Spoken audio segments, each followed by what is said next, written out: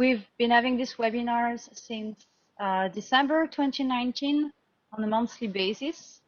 And you can watch the previous webinars on our website. I'll just explain what it is. So we are the GECI PH network, GECI for Governance, Ethics, and Conflicts of Interest in Public Health. We're hosted at the American University of Beirut, AUB, in Lebanon, and I am one of its co-coordinators. I'm Melissa Mialon. I'm a food engineer by training and a public health researcher. I'm now working at Trinity Business School in Ireland, in Dublin. The other co-coordinator of the network is Associate Professor Rima Nakash. She's from AUB in Lebanon, and we have also the support of our research assistant for our activities, Abir. She's with us today, and technical support also today and for the webinars from Sarah Shehab. They are both at AUB in Lebanon.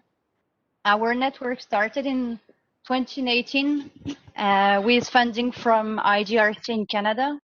And we were concerned about the growing influence of corporations on global governance mechanisms and also their influence on policy, research, and practice, with little attention that was paid to the risk associated with that corporate influence on governance and public health.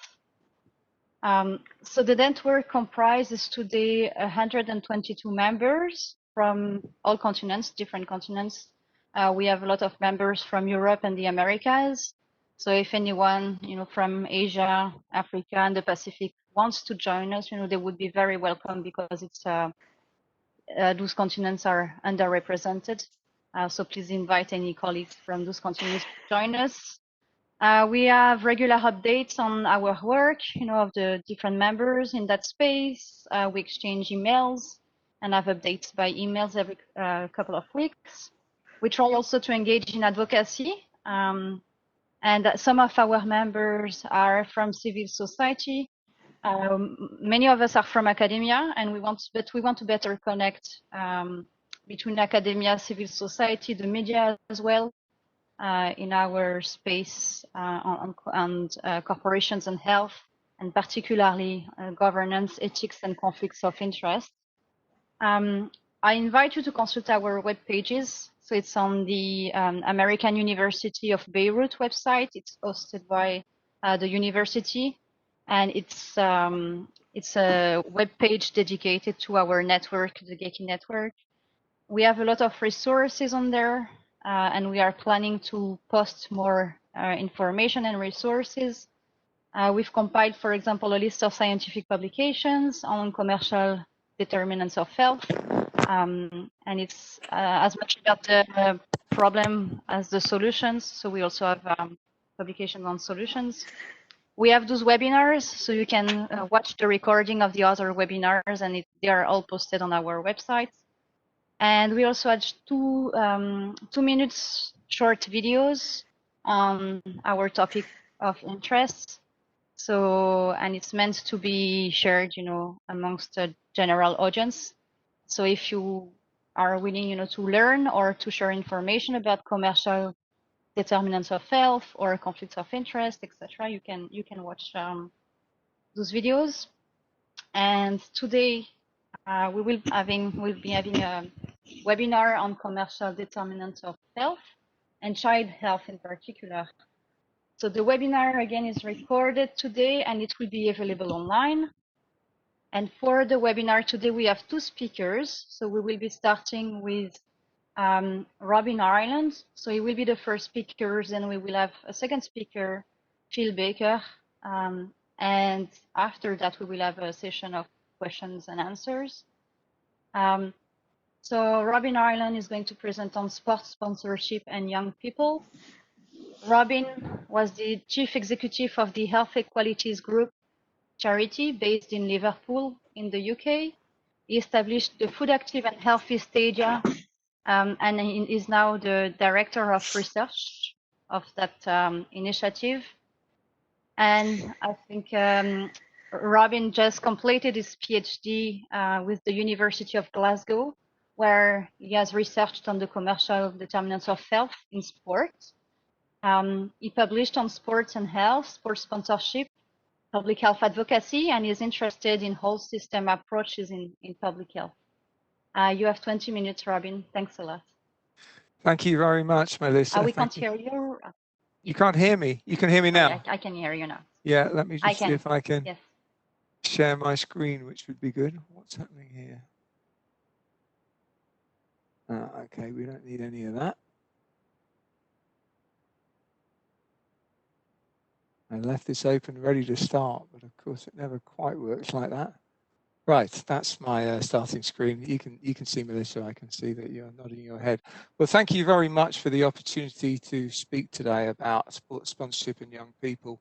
As Melissa said, this was the subject of sports sponsorship and commercial determinants of health and sport was the subject of my PhD thesis, which I happily submitted in December. I also have an honorary role as Director of Research for Healthy Stadia, which is an NGO which further connects me to sport and those interests. And as I put on the screen there, my thanks and acknowledgements to my PhD supervisors. Now, this is a quote from the qualitative research I did as part of my PhD. I still have a card that my niece and nephew made for me when I'd taken them to a match when they were little. A little thank you card that they'd made with a picture of a footballer on the front. You know, a Liverpool player. The only thing that is really recognisable from this child's drawing is the Carlsberg logo. What I'm going to try and cover in my time is what I consider quite an under-researched area, an issue that I don't think public health takes seriously, and I don't think is very well covered within commercial determinants of health literature. I'm going to talk a little bit about unhealthy sponsorship, what it is, look at the commercial determinants of health literature, how sponsorship works, a case study of the English Premier League, which is effectively my PhD research, and if I have the time left, talk a wee bit about regulation. I'm going to use lots of images, but I think it's very important, brings home to people what sponsorship actually is. Now, I've just realised I actually cannot read this myself. I've obscured some of the screen, so I read it off my paper. Multinational corporations use the visibility and widespread appeal of sports to promote their brands and products to mass audiences. Yet public health professionals rarely discuss the nature of this influence in professional sport and the methods by which global corporations use sporting events, leagues, and clubs to sell products harmful to health. So that's effectively what I'm going to be focusing on. I should have said, by the way, at the end, my contact details are there. There will be an opportunity after Phil's spoken for questions to us both and chat, but please do contact me afterwards if you so wish. I'm on Twitter and my email will be there. But an awful lot of a lot of what we learn about sports sponsorship is surprise, surprise. Also, what we learned from the tobacco industry. Those are images over 30, 40, 50 years of tobacco industry sponsorship, and as ever, we can always learn from this. The bottom right-hand picture is quite recent. Sometimes we think that tobacco sponsorship is long gone. Well, I'm aware that in some parts of the world there may be still parts of it, but this was actually in Germany in the FIFA World Cup in 2006, the billboard advertising in the bottom right-hand corner. So just talking a wee bit about what unhealthy sponsorship is. It's a transactional relationship with commercial benefits for the sponsor partners and financial or service benefits for the sponsored event, sport, league, club. The objective of brand sponsorship, well, you may think it's all about increasing sales and increasing consumption. Yes, of course it is that, but it's also a creation of an image, promoting the brand attractiveness, and very importantly, when we're talking about commercial determinants of health, helping to improve image and platforms for lobbying. And as you saw with the last picture, there's a very good argument to say that modern sports sponsorship from about the 70s, 80s on was very much devised by the tobacco industry to avoid regulation. They were finding it harder to get their brands out there. Sport provided them an opportunity to do that. But said, whilst tobacco industry sponsorship has been mainly removed, there's considerable sports sponsorship for the alcohol, gambling, fast food and sugary drinks industries, raising public health concerns. You'll note I've included gambling in there. Sometimes we focus purely on perhaps more obvious ones around non-communicable diseases, but I think gambling is very important, should be considered when we're looking at sport. As I said, there'll be images all the way through. That's from the 2018 FIFA World Cup in Russia.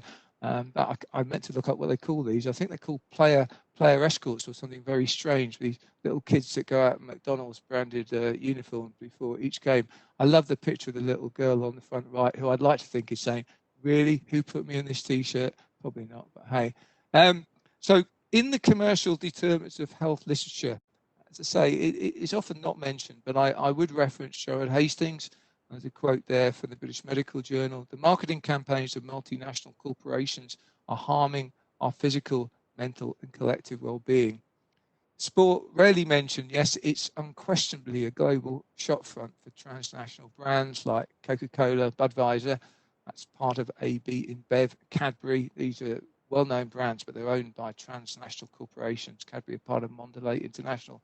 And I think there's a certain amount of confusion in the literature between sports sponsorship and corporate social responsibility. That's something you might want to come back and ask me about later on. But I would suggest quite strongly that donating funds and resources to charities, which might be considered corporate social responsibility, although part of marketing, is very different from a very specific commercial agreement concerning brand exposure. Again, another image from the UK, and I should apologise, a lot of the images from the UK, obviously, but I'm aware people could provide similar images from across the world. And there's been some excellent work, particularly done in Australia and New Zealand, which I will reference shortly, in fact, in this slide here. So one of the reasons why I'm very concerned about sponsorship and the way it's manifested is how it's perceived. And this is a quote done in Australia, where with children, basically, and junior sports players, food company sponsors are kind, generous, and cool. That's a quote. And again, from the conclusions of that research, Children's High recall of food and beverage company sports sponsors and their positive attitudes towards these sponsors and their promotions is concerning. And this is likely to be linked to children's food preferences and consumption. And three things I just want to draw out here to be aware of.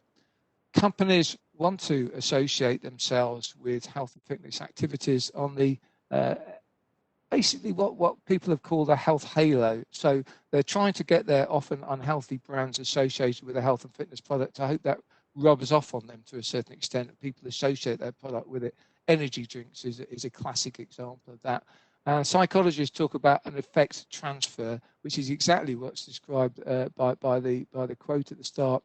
Food company sponsors, kind, generous, and cool. If you feel really strongly about your sport or your club, and particularly with children who can't always identify a difference between marketing and simply a logo on the front of a shirt, they see it as part of their team. Some of those feelings are transferred across from their sport that they love. And remember, we all, or a lot of us who are into sport, have a particular bond with sport. That then translates itself over to the corporate brand.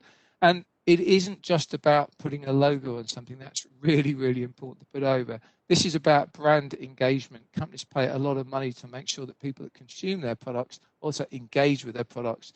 Those of us who've got young children will know on sometimes online experiences, they'll see brands slipped into that, and that's part of that, what we call brand engagement. So this is really what my PhD was about. Commercial determinants of health in sport, what I call the commodification, the elite level of English football. Now, people will think, well, I'm talking about children's health. The reason why I think this is really important is to appreciate that professional sport, the audience, and this is also very important from a regulation point of view, and the advertisers and the people who produce the programs will say this is an adult audience. Of course, it's not. It's a family audience. About 15%, as an estimate, of people who watch professional sport will be children and young people. They are taking in the messages exactly the same as the adults, and maybe even more inclined to respond to them. So the image on the left, and English football, and I'll go on to say why I focus on English football, but I'm aware this is an international audience. English football is known for its tradition, it's known for its history. That's what it looked like. I'm staring at the screen to look at the date. The image on the left is from 1912. That's what it looked like then. That nice little white picket fence now would be covered in billboard advertising. That would be the difference. On the right, that is what English football is like in terms of being promoted now. That's an image promoting and connecting it with Monster Energy, a high caffeine, high sugar drink, a company that currently, or at least the last season I looked at, sponsored 8 clubs in the English Premier League. And that advert, of course, is in Chinese. And I'll come on to talk about that in a moment. So I think this is a really powerful image to make the point that the English Premier League is a global product, a global entertainment business, which happens to be played in England. If you're looking at the power of culture and the power of media, this is right up there with Hollywood, which is why I think it's so important, should be considered so. So this is an image I took off Twitter, advertising an English Premier League game kicking off on a Sunday at 12 o'clock. Now, if you're a football supporter like me, 12 o'clock on a Sunday is a completely rubbish time to watch football. You'd like it in an afternoon or later on in the evening, not at 12 o'clock. But by having it at 12 o'clock, that permits possibly the biggest audience for English football in Southeast Asia to see it at a time which is much more convenient to them. So if you look at kickoff times there, you'll see Jakarta in Indonesia, 7 o'clock time, in Beijing at 8 o'clock. If you stay up a bit, you could see it in Sydney at 11 o'clock. You could even catch it in New York at 7 o'clock in the morning. That's possibly an optimum audience, can I say, for English Premier League football. And the numbers of people watching it, it's incredibly hard because the people who put this on would like us to think it's as big as possible, the audience. So sometimes it's quite hard to say actually how big the actual audience is. But we are talking about millions. In practically every country in the world, as you can see, is able to watch it. I've said perhaps estimating 50% of that audience is young people, but absolutely phenomenally, and I'll just quote from my own thesis here. This was a report from Cancer Media. Manchester United, which I accept is probably the biggest brand in English football, they claim they have 325 million fans in the Asia-Pacific region, including 108 million in China alone. So anything carried on the Manchester United shirt will be seen by absolutely phenomenal audience. And I wanted to put this on this diagram to give you an idea of the different parts of sponsorship. Most people will see, in terms of sponsorship, the front of shirt and on the uniforms, but we also need to look at the advertising around the perimeter, which I'm going to go on to, but other particular things, sometimes there's direct sales promotion down to it, and there's certainly digital engagement across platforms. So this is a short version of what the 4 interlinked studies of my thesis. Firstly, I looked at a descriptive study of commercial partnerships using club websites for 20 English Premier League clubs. And you can see the shirt sponsor very clear there. That is Newcastle United. On the front of their shirt is Fun88, which is an Asian-based gambling company, and the language above Fun88 again is Chinese, so it's very clear where their audience is. On the right is a screenshot of a match a season back shown on BT Sport, and you can see for yourself all the way around that the number of gambling logos. So gambling imagery and branding is very, very strong within the English Premier League. I looked at 4 case studies, and this, I suppose, links it all together when we're talking about commercial determinants of health and unhealthy branding. 4 case studies I was able to look at. Fun88, a gambling company. Coca-Cola have the sort of the longest history, if you like, in sports sponsorship, going right back to the 1928 Olympics, I think it is, and FIFA World Cup. They know how important it is to their image, to their lobbying and their appeal. Budweiser have also been involved a long time. And Cadbury, slightly different from some of the other ones I looked at, very directly linked to product purchase of chocolate. And I've seen quite a lot of examples of Cadbury marketing using the Premier League, for instance, in Malaysia with sports schools and ex-Premier League players. And then, as I quoted from before, I talked to people within the English Premier League and people associated with the English Premier League concerning unhealthy sponsorship. I'm quoting a fan here. Fans sometimes are by far the most articulate. We're saying that we need to encourage more kids to play sports, but if at the same time that sport is counteracting that, whether through sugary drinks or alcohol or mental health through gambling problems, then to some extent those things are working against each other. From my study, these are obviously headline findings, but just to give you a feel of what I found, and currently submitting papers around this as you'd expect. So 2 English Premier League clubs had 5 gambling partners, not just one, 5. So almost every club has a gambling partner. The reason why 2 had 5 is because they're aiming at different audiences around the world. So they may have an African gambling partner, they may have an Asian gambling partner, they have a North American one. Heineken, Carlsberg, and Carling alcohol brands, they sponsor 11 of the 20 clubs. Now, you wouldn't necessarily see that from shirt sponsorship. That isn't being manifested in that, but they are looking at other ways of linking with clubs, using social media, using images associated with it. Monster Energy, working internationally again, they sponsored 8 clubs. It was when I looked at the broadcasting, and there are other studies that done this kind of approach to looking at references to unhealthy brands in sport broadcasting. So this figure is fairly normal, if that's the right expression for this. So there's a mean average of an exposure to an unhealthy brand of 1.3 per minute in the broadcasting matches. One gambling brand had 190 exposures during one match program, which is amazing, really, 190.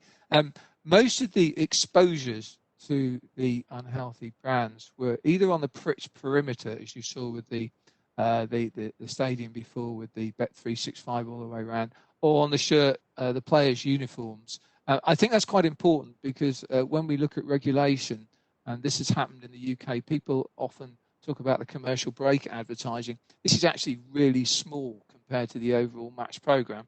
And let's be fair, quite a lot of people actually turn the telly off or go and make a cup of tea when the advertising comes on. So the really important stuff is on the pitch perimeter and the players' uniforms. And of course, the images of the players goes globally and worldwide. And I should have said, or meant to say earlier, and I'm sure we've all had the same experience. None of us are able to travel at the moment, but I've seen Liverpool and Manchester United shirts worn on streets right across the world, from Tashkent to Africa to North America. You know how important these images are.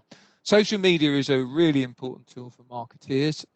I dabbled at that because it's a huge area. I was just able to use it Twitter. But Coca-Cola, for instance, who are, as I've already said, the past masters, we well know this in terms of promoting their brand and their products. A 10-second film by Coca-Cola at the start of the 2019-20 English Premier League season received 5.7 million views. I don't know where you're going to kind of beat that kind of exposure. It's absolutely enormous. This is an image. I've credited this. I took it off Twitter. So this is an organisation trying to promote the damage that gambling does with football. These are shirt sponsors from the English Premier League and the elite level below. But that image, those images are being carried, as I say, globally. And I kind of, in my last few minutes, just to reinforce what I'm trying to say and why we should be more concerned about unhealthy brand marketing within sport. Brand images are carried on all those places I've said there: player shirts, perimeter advertising, interview backdrop, supermarket produce, social media, websites, television commercial, billboards, children's collectibles. And they use sport because they want to build on. The English Premier League is a great example because it does have that history. It has that tradition, that authenticity, excitement, passion, community, fun, energy, health and fitness that brands will pay big money to be associated with. So a brief bit about regulation. I'm dabbling, aren't I, here in terms of time. This is classic, isn't it? Doesn't sport always consider itself as neutral outside of political and economic processes? We know this is complete and utter garbage. We've all got examples, whether we're going back to the Berlin Olympics of 1936 or the very powerful Black Power salutes. If we go back to North American history, a long time before Black Lives Matter started on, of course, how sport is now being used in association in a positive way with that campaign. So whilst the brands marketed in sport promote consumption, the emphasis is on individual responsibility. We see this all the way through the type of marketing. It's, eat more, gamble more, but do it responsibly. Sport providers argue that their sport would not survive without sponsorship for the gambling, fast food industries, etc. Of course, the tobacco industry claim the same. Sponsors claim their marketing is not aimed at children, but as I've already said, mass audiences for sport include high numbers of young people. Should it be considered a human rights issue? Some people are starting to argue that. It's really about political will to address big brands that promote this unhealthy consumption through this association with sport. And as I've said, we can regulate marketing in sport. There are opportunities to do that. It's difficult in areas such as corporate social responsibility. I'm going to finish. I tweeted about a week ago to say I'd be giving this talk, and a colleague from Australia sent me a picture of a little lad aged 6 learning to play cricket in Australia in 2013. It's a lovely picture, but you'll see, and obviously she gave me permission to use the picture. It's a lovely picture of Tom. That's exactly the sort of image that these companies wish. As you can see on his shirt, very prominently, Nestle Milo. Now that's I'm sure Phil knows much more about Milo than I do, but it's marketed in Australia rather than over here. But I looked it up. It's got 12 grams of sugar per helping, which is half what young Tom should be having on a daily rate. And again, it's that strong association with brands. So thanks for your interest. Questions later, find me on Twitter or email me, and I'll try and stop sharing my screen now if I can manage that. So thank you very much, Melissa. Thanks, Robin. Thanks, it was fascinating. Thanks a lot, and I have a question for you at the end. Phil, Philip Baker is our second speaker. Phil will be speaking of the power of big formula, first food systems change, and its impact on global child health. Philip Baker is a research fellow and lecturer in human nutrition at the Institute for Physical Activity and Nutrition at Deakin University in Australia. His research focuses on 3 topics. First, understanding the determinants of global dietary change, and in particular, the role of ultra-processed foods in the nutrition transition. Secondly, the globalization of food systems, including trade liberalization and the power of transnational food corporations in driving dietary change. And thirdly, the political economy of healthy and sustainable food systems. Phil Baker is currently leading a large multi-country research project funded by the World Health Organization, WHO, on the political economy of infant and young child feeding. So Phil, you have 20 minutes, please. Thank you. Thank you, Mel, and I'm so sorry for that really long introduction. I really need to shorten my bio, so apologies, Mel. But hello, everybody, friends and colleagues all around the world. It's a real pleasure to present to what is a really fantastic network, and thank you to Mel and the organisers for tonight, but also for all of the other fantastic presentations. Okay, so tonight I'm talking about the power of big formula. I use the term big formula like we'd use big alcohol, big tobacco, big food. It's really the industry that provisions and sells markets milk formulas for children aged 0 to 36 months. Just before I start, as Mel mentioned, this work is funded by the WHO. Have no conflicts of interest to declare, no ties of industry whatsoever, and I have some fantastic collaborators around the world that I have to acknowledge here on the screen. And also some other fantastic people all around the world who have in some way contributed to this work and informed it in some way. So thank you. Okay, so this is just really a shameless plug. So I apologize, but this is really just please, if you're interested in this work, take a look at some of these publications. Our group's been working a lot on ultra-processed foods, and especially the political economy, the globalization, the role of these foods in the nutrition transition. And really, we consider milk formulas to be the first ultra-processed food. And so our recent paper published late last year was on the rise of commercial milk formulas and how the rise of these milk formulas reflect transformations in what we call first food systems. So the food systems for infants and young children. And this includes the commercial determinants of drivers of first food systems. And more recently, we've been publishing on the topic of tonight, which is around corporate power and how corporate power shapes first food systems in their totality to drive milk formula consumption on a global scale.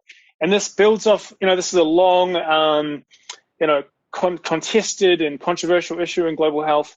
Others have been really looking closely at this issue recently, including Mel, but also including a number of other, brilliant, researchers around the world. So we're just one of several groups looking at this sort of question of corporate power as it relates to infants and young children. Okay, so I want to talk to you a bit about the background, like why study milk formula if already know so much about it. Well, I think it's a really important time to study these products for a number of reasons. So milk formulas were invented in the mid-1850s. The first one was patented in 1865, and it was really branded as a life-saving product for infants unable to breastfeed. And by about 1883, there were already, 30 or so brands available in high-income countries. Nestle, the market leader at the time, still is the market leader today. But it's really in the last 40 years that we've seen this phenomenal growth in milk formula markets. So in 1978, the global market was around $1.5 billion in sales. In 1981, I should say, the WHO introduced the International Code of Marketing of Breast Milk Substitutes. So this was an attempt, the first attempt actually, to regulate the activities of transnational corporations. This was a major turning point for this issue. However, this did not slow down the growth of the market at all. In fact, the market more than doubled. By 1983, it was worth US $4 billion. This is despite all this attention, despite more regulation around the issue, the markets continued to expand. And then by 2005, the market was worth close to 23 billion. By 2018, it had doubled to 53.9 billion. So we have seen this nearly a 40-fold increase in the size of the market in about 40 years. That's a pretty phenomenal. There's not many commercial products that exist out there that, consumer goods, I should say, that represent this sort of level of growth. So from life-saving product for infants unable to breastfeed to a mass-produced consumer good available pretty much on a global scale. Okay, and so in this paper, this figure on the right-hand side, we really describe this growth that's happening all around the world. We look at the markets where it's happening, and we're trying to explain, what explains this just crazy amount of growth in milk formula markets. So commercial milk formulas, just to give you some definitions here: standard, follow-up, toddler, also known as growing up milks, and also these specialized or therapeutic milks. And infant formula was really the only, before the mid-1980s, it was really infant formula. There was really just one sort of category. And then in the mid-1980s, the industry invented follow-up formula, toddler milks, extended its product range. Specialized milks have been around since the 1920s, but today we've seen an explosion in the types of these specialized milks that are available on the market. And I might talk about a little bit about that later. But in general, we describe this as infant and young child diets are transitioning. They're becoming more highly processed or ultra-processed.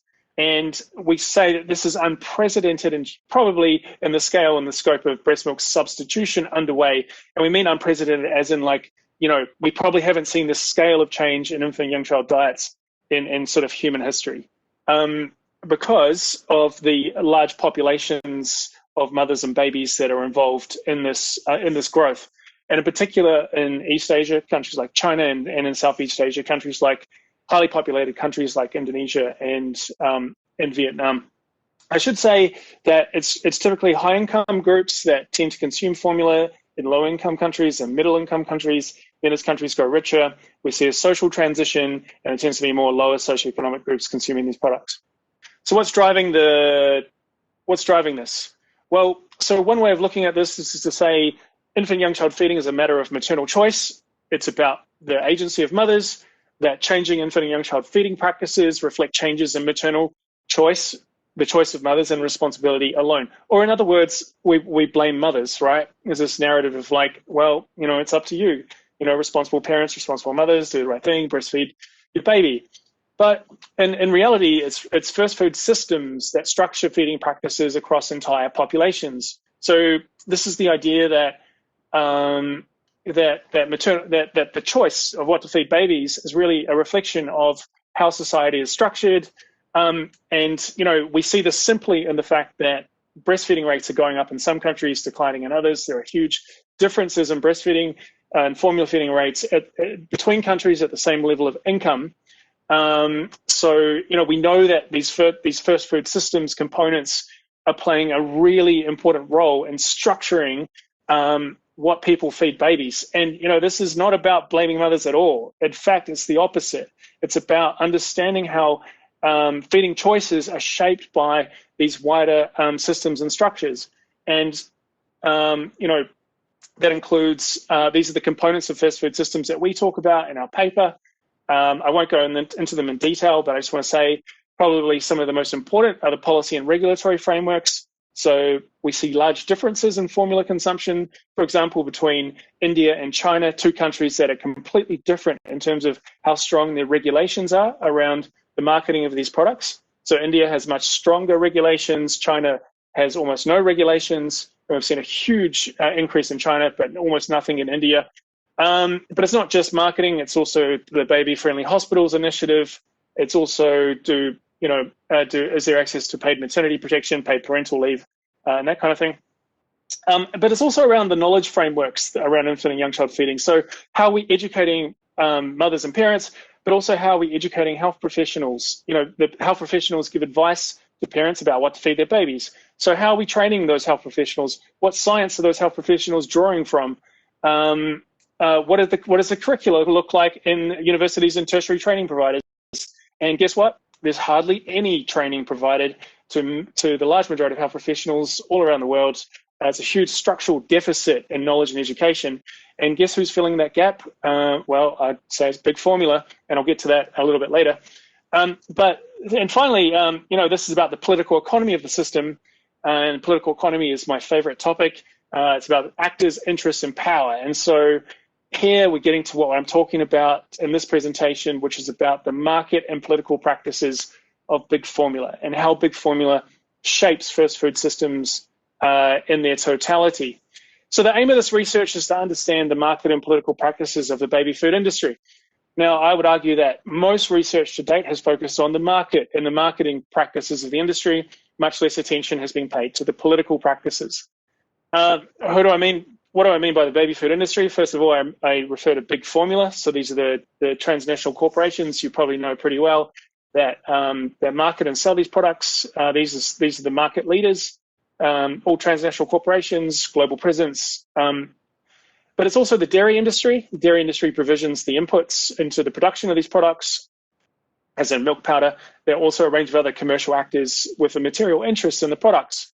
So the research questions we asked in this work is, who is Big Formula in the transnational baby food industry? How has the industry evolved and how is it now organized across markets and globally? What strategies and tactics has the industry used to shape first food systems?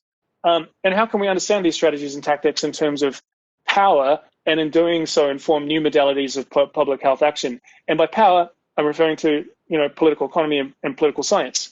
Power is the main variable of interest for political scientists. And this is the paper that we have under review at the moment, which presents the results of what I'm talking about tonight. So again, a shameless plug. Hopefully this will be out sometime soon. Okay, so like I said, most of the research data is focused on Big Formula's, discursive power. It's marketing and promotion. To some extent, it's public relations. And the argument that we make in these papers is that the normalization of formula feeding in a given society is probably, at least to a significant extent, a reflection of the discursive power of Big Formula. Now, we describe three major strategies behind Big Formula's marketing in our papers. The first is marketing through health professionals and health systems. And all of these companies have large sales forces dedicated to engaging health professionals, often in clinical settings. And there's a whole range of practices that we describe in the paper. The second is direct-to-consumer marketing. So this is mass media marketing through traditional channels, but increasingly through digital. And I think that probably brilliant paper by Gerard Hastings recently, Selling Second Best, looks into these some of these digital marketing strategies, which is about collecting data on individual consumers and targeting individual mothers with precision product offerings, advertisements, promotional materials, and so on. And I think digital marketing, my hunch is that it probably explains a huge part of part of the phenomenal growth we've seen over the last decade in formula markets is probably partly to do with digital marketing and digital media. Finally, there are these product strategies.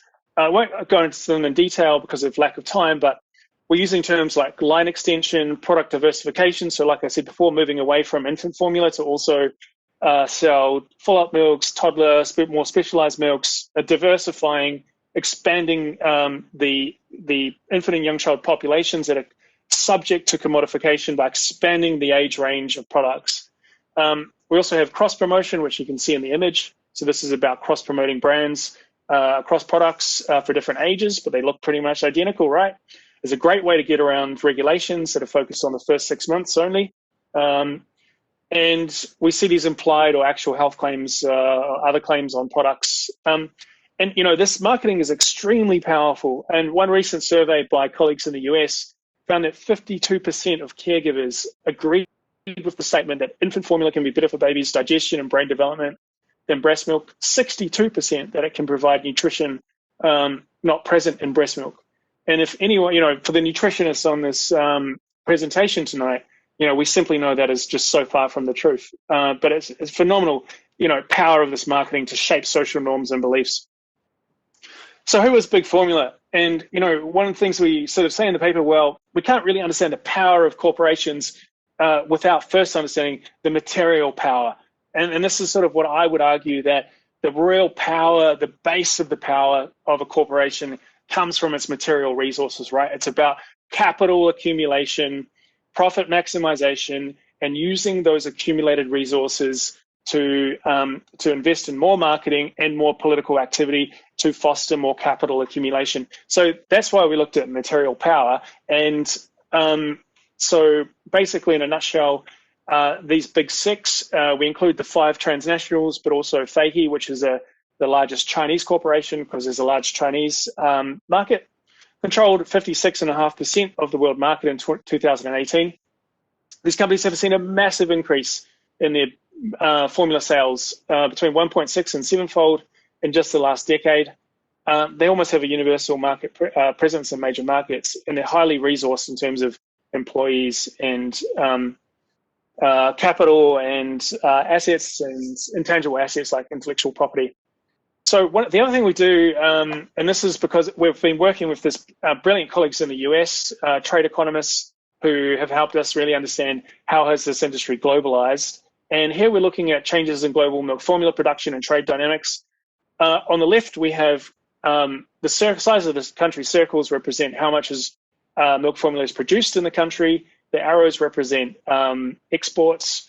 You can see in 2005, it was really China and the US.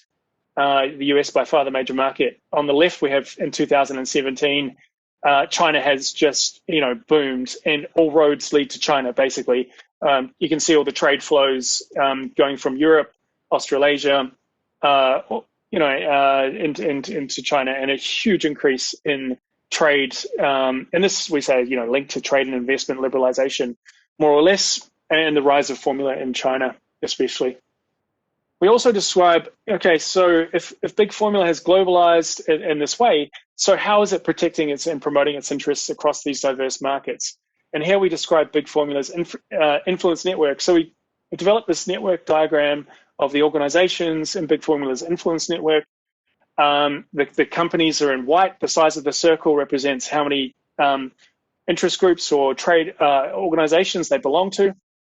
And really, I just want to point out that the circles in red are the infant nutrition associations. So they directly represent and promote the interests of formula across many markets and regions, and they tend to see membership of the companies in the markets where they have a major market presence.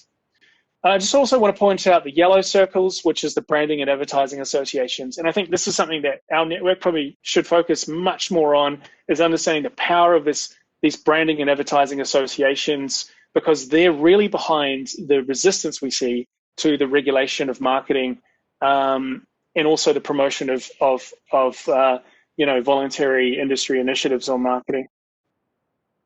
Okay, so we also describe quite extensively, and I can't go into too much detail here, the direct actions the industry has taken across these 3 key international arenas, institutions, to influence standards around milk formula marketing, labeling, product safety, product composition, the World Health Organization, the Codex Alimentarius Commission, and the World Trade Organization. And these we describe these institutions in an upcoming paper with Catherine Russ from the United States as a regime complex. These institutions are all linked because they all reference each other, cross-reference each other. they all develop standards around infant and young child nutrition, nutritional products, the marketing of these products. Yeah, and we find pretty extensive evidence that the companies are using the World Trade Organization, especially, to counteract country-level implementation of the International Code of Marketing on breast milk substitutes. This is probably one of the key findings from our research. It's a huge number of interventions in the WTO going on. And this is a figure from Codex, which is really to say this is the number of country delegates from countries. So this is actually the member countries on the left. As you can see, it's mostly made up of government officials, but in many cases, we found that industry was representing the member country in Codex. So there is no difference between the member country and industry for a lot of countries going into Codex. And this pretty much blew our mind. We're just like, this is a phenomenal conflict of interest. But then a lot of delegations will be stacked with industry members as well. And then when you look at the observers, so these are the non-state actors involved in Codex, it's hugely skewed towards industry, just a few civil society groups representing public health in Codex. I should say Codex develops international standards. It's the UN food standards setting body. It develops standards around breast milk substitutes products, infant formula, follow-up formula, specialized milks. So industry is in there contesting a lot of it. We also looked at contestations in national arenas. We found pretty extensive evidence for a lot of influence going on, and I think we cover about 20 countries in the table that we came up with. But we also looked extensively at lobbying in the United States, where we had available data. And we found, pretty huge expenditures, lots of lobbyists employed in the United States. And we found a lot of that, this is where that lobbying was being directed. We see a lot of it actually, interestingly, going to the Department of State and the US Trade Representative, because what we found was the US government was then going to other countries and essentially taking action against those other countries to block their national marketing regulations. So countries trying to implement the International Code of Marketing, trying to regulate the marketing of these products, and the US government, US Trade Representative, diplomats trying to influence those governments to not take that action. We also explore extensively in the article, sorry, I'm going a bit over time here.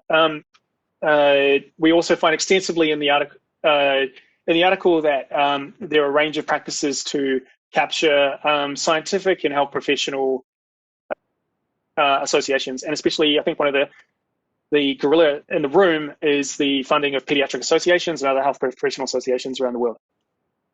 So in conclusion, milk formulas have gone from a specialized product to save babies' lives to being a mass-produced consumer good available nearly everywhere. Big Formula is using not just diverse market practices, but also a huge range of political practices around the world to drive expansion of milk formula markets, to prevent regulation, to shape knowledge environments, to influence policy.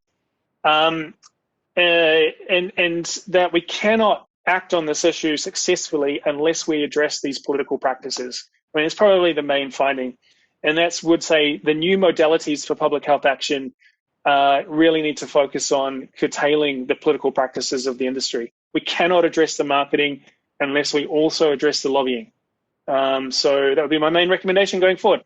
Thank you very much. Thanks a lot, Phil. Thanks to both of you for your presentations. So we'll now have a short, session of Q&A, and I'll try to finish on the hour. I'll start with Robin, please. I have a question for you. So, and it's related to the current COVID pandemic. So I'll just give you an example of, it's called the disaster capitalism, how corporations are, and others, it might be government, but how they are using periods of shocks like the current pandemic to impose on us a certain way of thinking or certain practices. And Robin, in relation to sports sponsorship, we have the example of the Loi Evin in France, which was quite good at protecting stadiums and sports from alcohol sponsorship. And we had a report from our senators. It's not even the industry, but I suppose that the industry is also pushing for that. And they were recommending that this event should be weakened so that there could be more sponsorship of the T-shirts of players and also more sales of alcohol in stadiums so that our sports clubs, which are of course, hurt by the crisis, could continue to survive. So I wonder if you are also observing maybe in the UK or in other countries a similar proposal for weakening, the regulations that we have already to protect unhealthy sports sponsorship, or maybe, if that argument is if COVID is used as an argument not to have any more, stricter regulations. It's a really interesting question. I can't give a definitive answer. I think the Loire event is very unusual. There are very few regulations like that for people not familiar with that, specifically in France, as Melissa said, to prevent alcohol advertising. And people have been trying to find ways around it in certain times and often have, to be quite truthful. I think what has happened in the time of COVID is that there are a number of challenges around sport. What has been really interesting, and some of the big questions being asked internationally, are sports events going ahead? Are they going ahead? What is the impact on the audience? And I think there's an opportunity to raise some of those issues. And I've seen, say, in UK media, where I've actually seen headings, health versus wealth. And I've never seen that happening before with sport, and some fundamental questions are being asked. So I talked about gambling particularly earlier, and there's certainly looks like there's evidence that gambling corporations have been advertising more during the case of COVID because you can still gamble. I think COVID enables us to ask more challenging questions, and sport will always, and the people that are making money out of sport and the corporation will always find new ways to try and challenge to make more money. But I actually think it's a good opportunity here to say, well, this is exactly what we shouldn't be doing at the moment. So yes, and I made the point, I know we've got to stop for time, but people have always said that sport couldn't continue without gambling sponsorship, without tobacco sponsorship. I actually think this is rubbish, and we need to challenge this at quite a high level. Thanks. Thanks a lot, Phil. So Phil, you have one question in the chat. I don't know if you can read it, or otherwise I could read it for you. I did, yeah. So a question, yeah. So the question is, you spoke about a need for your analysis to focus more on the power of branding and advertising organizations. Do you think branding and advertising organizations' power is something that needs to be focused in analyses of power and commercial determinants of health more broadly? Thank you so much for that question. I really think branding, advertising, and promotion is just a crucial area of study for all of the issues that we're addressing in the commercial determinants of health.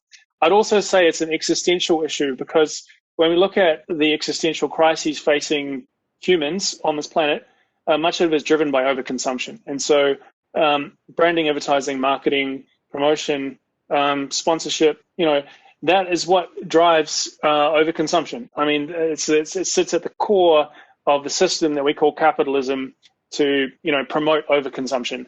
So I think the power of the branding, advertising, marketing, whatever you want to call that industry, has to be a central focus of our analyses going forward. And when you look at the World Federation of Advertisers, which is actually probably I think one of the most powerful groups internationally, they are just incredible. Their global network is extensive.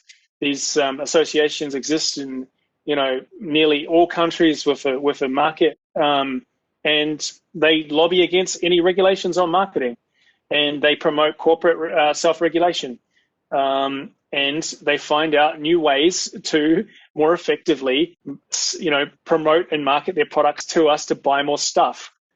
These new digital marketing promotional techniques are insanely sophisticated. I think some of these big data platforms and so on that we're seeing now. So yeah. Thanks, Phil. Phil, can you please also? So I'd like to know if you can comment on maybe the reluctance also from the medical profession, because In Europe, for example, I know of a number of countries where professionals say that they support breastfeeding, or they would support mothers with information, but then they lack the actual knowledge, technical knowledge of how to support mothers. So it can be counterproductive, because I think we understand the issue that breastfeeding, is good for the health of our children, but then is there any connections also between, and we know there are connections between the industry and health professional and health professionals, and that reluctance from them. Yeah. So in the paper, we describe this as the structural power of big formula over the training and education of health professionals. Because when we look at tertiary training providers, so this is medical schools, nursing schools, midwifery schools, the list goes on, nutritionists, dietitians, not so much nutritionists, dietitians, but especially medical professionals. There's hardly any infant and young child feeding education and training going on. So medical degree might do 1 or 2 hours on breastfeeding, for example, which is kind of insane given 45% of child deaths in the world are sort of related to malnutrition in some form. So who's educating health professionals? This is where Big Formula steps in and plugs the gap. And we looked extensively at how Big Formula engages with health professionals, and we found they've shifted from giving seminars, educational seminars in hospitals and other clinical settings, at conferences and symposia, to these extensive e-learning platforms which are online. And so Nestle, for example, through the Nestle Nutrition Institute, has about 300,000 health professionals worldwide engaged through its e-learning platform. It's providing continuing medical training, education around infant and young child nutrition and feeding, just for health professionals all around. That's kind of crazy, right? It's a structural hold that Big Formula has over health professional education. That's something we need to address. I think it's really fundamental if we're to get on top of, normalizing breastfeeding again. Thanks, Phil. And maybe one last question, and I think you can read the comments, Robin and Phil. So there is one question and comment. Philip said we cannot address the marketing without addressing the lobbying. I wonder if either speaker can comment on the impact of lobbying in the sports sponsorship context. Robin, maybe you could say more about how sponsorship facilitates lobbying. Yes, thanks, Melissa. Yes, I can see that question from Margaret Steele, so thank you. You could describe this almost as soft power to a certain extent by having their image and that very, very strong association with sport.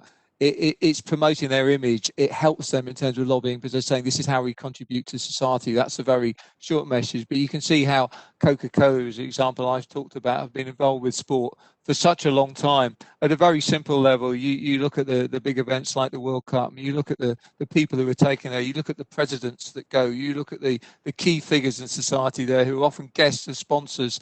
That's the kind of way how it works, and that's the crossover, I think, between my presentation and Phil's in terms of that corporate power and how it works, but also the way they're doing it, and we don't always see it, the digital engagement, which is both of us have picked up as the kind of things that we need to be aware of in terms of marketing power.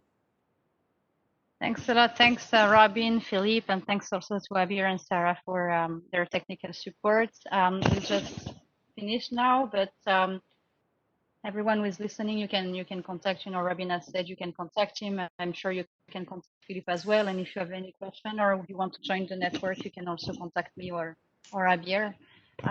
So thanks a lot. It was great to have you two today as speakers, and we look forward also just to continue this discussion offline. Thanks a lot. Thank you.